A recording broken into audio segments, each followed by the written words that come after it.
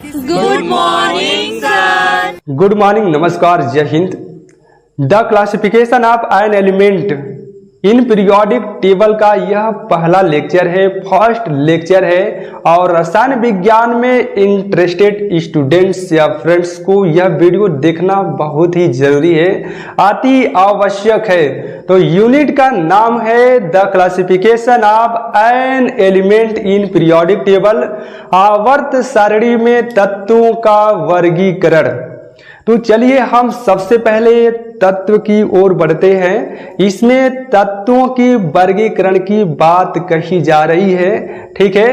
तो सबसे पहले हम तत्व के बारे में जानने का प्रयास करेंगे। तो इस वीडियो में पहले मैं उस तत्व की बात करूंगा जो हमारे शरीर के हड्डियों में पाया जाता है। मैं उसी तत्व की बात करूंगा जो हमारे रुधिर यानी ब्लड में पाया जाता है। मैं उसी तत्व की बात करूंगा जो हरे सब्जियों पालक में पाया जाता है। मैं उसी तत्व की बात करूंगा जो दांतों में पाया जाता है।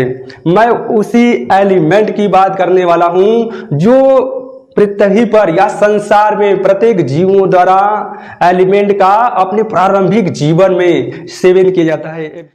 अगर यह लेक्चर आप नहीं देखें तो कहीं न कहीं रसायन विज्ञान में आप शून्य की ओर गमन कर रहे हैं। क्यों? क्योंकि देखिएगा, कहीं न कहीं रसायन विज्ञान की उत्पत्ति यहीं से होती है, क्लासिफिकेशन ऑफ आयन एलिमेंट्स। क्यों? क्योंकि आपको रसायन विज्ञान में क्या देखने को मिलता है? एलिमेंट का कॉम्बिनेशन, तत्वों का संयोजन और तत्वों का यौगिकों, ठीक है, यानी कंपाउंड्स ऑफ एलिमेंट्स। क्योंकि जब व्हेन टू और मोर एलिमेंट जुड़ते हैं तो कंपाउंड फॉर्म करते हैं, यौगिक फॉर्म करते हैं। अगर संसार को जानना है, दुनिया को जानना है कि ये जो दुनिया है छोटे छोटे कणों यानी पार्टिकल से कैसे मिलकर बना है, तो यह वीडियो या क्लासिफिकेशन ऑफ आयन एलिमेंट के यूनिट को देखना बहुत ही जरूरी है, बहुत ही बेहद जरूरी है। क्योंकि आने वाले समय में केमिकल का ही डिमांड होगा और वर्तमान की स्थितियों को देखते हुए यह भी आप अनुमान लगा सकते हैं कि प्रत्येक सोर्स का जो स्रोत आजकल आ रहा है वो क्या है? केमिकल कंपोजिशन ही है, ठीक है। तो चलिए हम एलिमेंट की बात करते हैं। तो देखिए, तत्व किसी भी द्रव्य का वह छोटे से छोटा कण है जिसे और पार्ट में विभाजित नहीं किया जा सकता है, जिसे और पार्टिकल्स में तोड़ा नहीं जा सकता है। अब आप तोड़ेंगे किससे?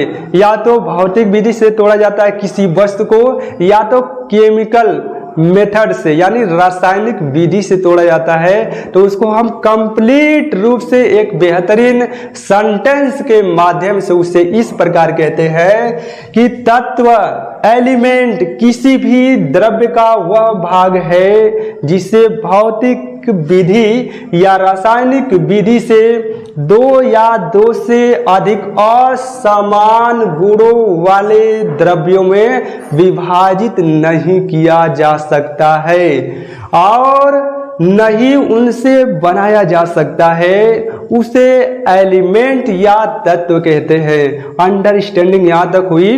तो तत्व हम उसे कहते हैं जिसे किसी physical methods and chemical methods के द्वारा दो या दो से अधिक असमान गुणों के द्रव्यों में तोड़ा नहीं जा सकता है और नहीं उनसे बनाया जा सकता है। ओके, तो उसे हम बोलते हैं तत्व। यहां तक समझ में आया? अब देखिएगा, तत्व को सबसे पहले रॉबर्ट बॉयल के द्वारा ऑब्जर्व किया गया था। किसके द्वारा? रॉबर्ट बॉयल के द्वारा ऑब्जर्व किया गया था। ये बुक के अनुसार है। अगर आप गूगल करेंगे तो मतभेद डिफरेंट प्रकार के कौन वैज्ञानिकों का नाम देगा। ओके, तो देखिएगा, ये बहुत क्या एक्सप्लेन में पढ़ा गया है, रीडिंग किया गया है। कई किताबों को एक्सप्लेन करके एनसीईआरटी को ध्यान में रखते हुए हमारी सभी वीडियो आप तक पहुंचेंगी, ठीक है। तो देखिएगा, तो तत्व आपको समझ में आया। अब उसके बाद 18वीं शताब्दी की अगर हम बात करें तो 18वीं शताब्दी में ओनली 31 एलिमेंट ज्ञात हो गए थे या ज्ञात थे।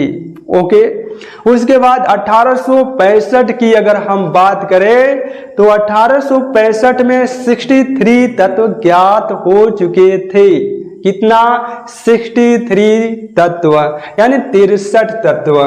और वर्तमान समय में अगर हम देखें अकॉर्डिंग टू एनसीईआरटी के, तो एनसीईआरटी के बुक में अभी तक 114 तत्वों को लिखा है।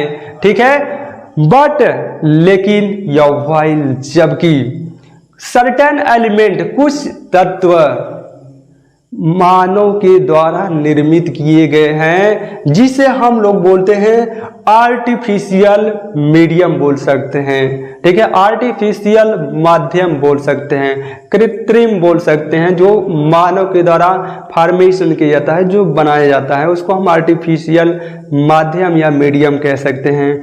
ओके, तो वर्तमान समय में टोटल यानी कुल तत्वों की जो संख्या ज्ञात है 118 प्रकार के तत्व ज्ञात हैं। दिन प्रतिदिन केमिकल कंपोजिशन पे ही हमारा जो जीवन है बेस्ड होता जा रहा है। ठीक है ना, इसकी चर्चा मैं अलग से करूंगा जब मैं आपको मेडिसिनल केमिस्ट्री बताऊंगा, उस वक्त मैं बताऊंगा ज्यादा डिटेल में। यहाँ पे मैं केवल क्लासिफिकेशन ऑफ आयन एलिमेंट की मैं बात कर रहा हूँ। ओके, तो वर्तमान समय में कितने तत्व ज्ञात हैं? 118 प्रकार के तत्व ज्ञात हैं, विच इज जिसमें से 92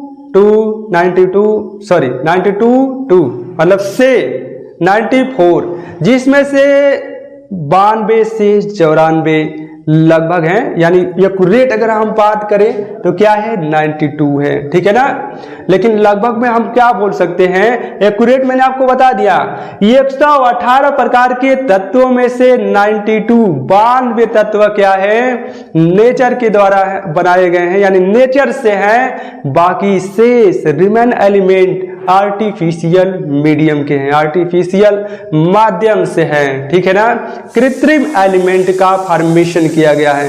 टोटल 118 प्रकार के तत्व हैं और टोटल 118 प्रकार के तत्वों को सिस्टमेटिक व सुविधाजनक अध्ययन के लिए हम सभी को या वैज्ञानिकों को या पढ़ने के लिए या अध्ययन के लिए वर्गीकरण की आवश्यकता पड़ी। क्यों? क्योंकि सिस्टमेटिक सुविधाजनक अध्ययन के लिए उन सभी तत्वों के बारे में जानकारी प्राप्त करने के लिए वर्गीकरण की आवश्यकता पड़ी। तो आपको इसका भी क्वेश्चंस का आंसर मिल गया होगा कि तत्वों को यानी 118 प्रकार के या 114 प्रकार के तत्वों को क्लासिफाइड करना क्यों आवश्यक था, क्यों जरूरत पड़ी, क्यों आवश्यक था। ओके, तो इसलिए क्योंकि क्या है, सभी तत्वों को एक ही बार में, एक ही समय में, एक ही साथ पढ़ना, अध्ययन करना क्या है, वेरी यानी हाई क्या है, डिफिकल्ट है, बहुत ही कठिन है। ओके,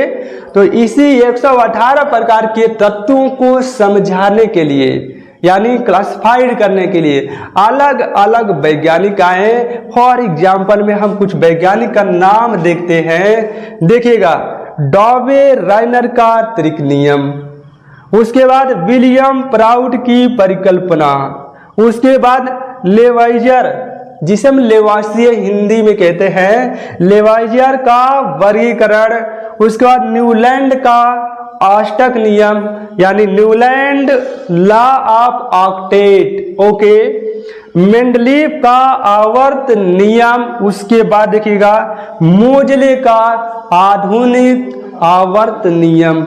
मोजले के आधुनिक आवर्त के नियम को हम मोडिफाइड आवर्त का नियम भी कहते हैं। ठीक है, तो इतने सारे वैज्ञानिक क्या किए, 118 प्रकार के तत्वों को अपने अपने तरीकों से, अपने अपने माध्यम से क्लासिफाइड वर्गीकृत करने का प्रयास किए। अब इन सभी वैज्ञानिकों को हम एक एक करके अध्ययन करेंगे नेक्स्ट वीडियो में, ठीक है ना। देखिएगा, लेकिन थोड़ा सा आपको मैं बता दूं कि देखिए जो क्लासिफिकेशन किया गया है तत्वों को ना, उन सभी को हम बोलते हैं पीरियोडिक टेबल, आवर्त सारणी बोलते हैं। अब हम देखेंगे कि आवर्त सारणी क्या होता है, ठीक है ना। तो देखिएगा, the arrangement of all the known element. अब आपको पता चल गया ना कि 118 प्रकार के तत्व ज्ञात हैं, तो इसी को ये बोल रहा है कि the arrangement of all the known, यानी ज्ञात सभी तत्वों को, ठीक है ना। एलिमेंट मतलब क्या होता है, तत्व ही तो होता है। Non elements according to their properties in such a way that the element with similar properties are grouped together in tubular form is called periodic table कहलाता है। देखिएगा, ये बोला है कि अरेंजमेंट ऑफ ज्ञात सभी तत्वों को उनके प्रॉपर्टीज, उनके गुणों के आधार पर एक ट्यूबुलर फॉर्म में, अर्थात मैं सीधे सीधे अगर बात करूंगा तो आप तुरंत पकड़ लेंगे, ठीक है। क्या चीज कि ज्ञात सभी तत्वों को उनके प्रॉपर्टीज के आधार पे ग्रुप, जिसे हम समूह कहते हैं, ग्रुप और आवर्त में क्लासिफाइड करना ही कहलाता है पीरियोडिक टेबल, जिसे हम बोलते हैं आवर्त सारणी। तो हमें उम्मीद होगी कि यहाँ तक आपको कंप्लीट रूप से समझ में आए होंगे, ठीक है ना। तो हम लोग ने यही सीखा कि तत्व क्या होते हैं, तत्व की खोज किसने किया। पहले 18वीं शताब्दी में कितने तत्व ज्ञात थे, उसके बाद 1865 में कितने तत्वों की खोज हो गई, ठीक है ना। उसके बाद वर्तमान समय में कितने तत्व ज्ञात हैं, उसमें से कितने नेचर के हैं, कितने आर्टिफिशियल माध्यम के हैं। अब उन सभी प्रकार के तत्वों को पढ़ने के लिए, ज्ञात करने के लिए, अध्ययन के लिए सुविधाजनक, जिसको हम सिस्टमेटिक तरीके से बोल सकते हैं, क्रमबद्ध अध्ययन के लिए वर्गीकरण की आवश्यकता पड़ी। और उसी क्रम में बहुत सारे वैज्ञानिक आए। फॉर एग्जाम्पल जैसे डॉबे राइनर का त्रिक नियम, डॉबे रीनर ट्रायड लॉ कहते हैं, जो कि मैं डिटेल में अध्ययन करूंगा और आपको भी अध्ययन कराऊंगा। क्या चीज, डॉबे राइनर का त्रिक नियम, तीन तत्वों के समूह के आधार पर, ठीक है ना। उसके बाद विलियम प्राउड की परिकल्पना, लेवाइजर का वर्गीकरण, बिल्कुल जीरो से बता रहा हूं, सभी किताबों को कलेक्ट करके बता रहा हूं। एनसीईआरटी देखिए कहां तक बताती है, केवल डॉबे राइनर का त्रिक नियम बताएगी।